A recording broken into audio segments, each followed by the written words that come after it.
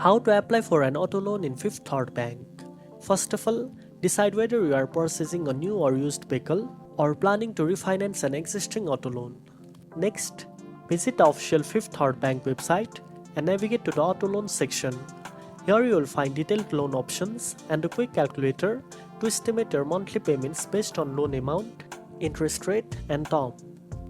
Then, start your application online by entering basic personal and financial information. You will need to provide your income details, employment status, and information about the vehicle you intend to buy or refinance. After that, upload any required documents such as proof of identity, recent pay stubs, or tax returns. If you are applying at a dealership partnered with Fifth Third, you can also submit your application through them directly. Once your application is submitted, the bank will review your credit and financial profile. If approved, you will receive your loan offer, including the interest rate, repayment term, and loan amount. Review the terms carefully before accepting. When you accept the offer, the bank will finalize the loan and send payment to the dealership or line holder.